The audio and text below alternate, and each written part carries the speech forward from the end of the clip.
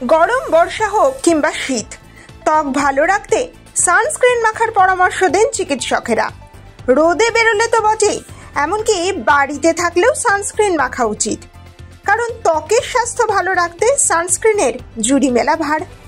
ত্বকের ধরন অনুযায়ী বিভিন্ন ধরনের সানস্ক্রিন রয়েছে, আবার এমন অনেকেই রয়েছেন যারা নিয়মিত মেকআপও করেন।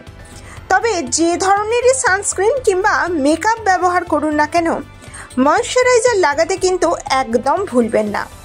কোনটি কখন মাখবেন আর সেটা যদি আপনি না জানেন, তাহলে কিন্তু আপনার ত্বকে হিতে বিপরীত হতে পারে। ত্বকের যত্নের রুটিনের অপরিহার্য অঙ্গ হচ্ছে ময়শ্চারাইজার। এটা ত্বকের আর্দ্রতা ধরে রাখতে সাহায্য করে, ত্বককে নিস্তেজ, খসখসে কিংবা রুক্ষ হয়ে যাওয়া থেকে আটকায় কিন্তু এই ময়শ্চারাইজার। অন্যদিকে সানস্ক্রিন শুধুমাত্র ট্যান পড়ার হাত থেকে যে ত্বককে বাঁচায় এমনটাও নয়। সূর্যের অতিবেগুনি রশ্মি ইউভিএ এবং ইউভিবির ক্ষতিকর প্রভাব থেকে ত্বককে রক্ষা করাই হচ্ছে সানস্ক্রিনের আসল কাজ। ত্বকের যত্নের সঠিক নিয়ম হলেও প্রথমে ময়শ্চারাইজার লাগাতে হবে, তারপর সেটি ত্বকে ভালোভাবে শোষণ হয়ে গেলে সানস্ক্রিন লাগান। সানস্ক্রিন মুখ সহ গলায়, ঘাড়ে, হাতে উপযুক্ত পরিমাণে লাগান।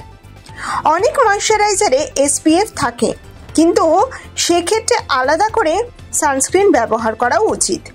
বিশেষ করে বাইরে থাকলে অবশ্যই সানস্ক্রিন মাখুন, আর সানস্ক্রিনের পরই কিন্তু লাগাবেন মেকআপ।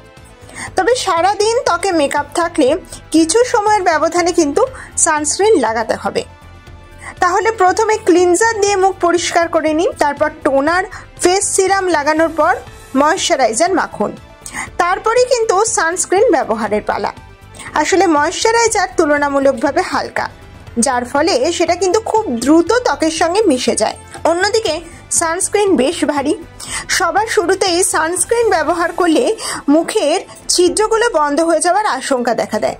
তার ফলে কিন্তু অনেকের মুখে ব্রণর সমস্যা তৈরি হতে পারে। বাইরে বেরোনোর ঠিক 15 মিনিট আগে সানস্ক্রিন ব্যবহার করার উপযুক্ত সময়।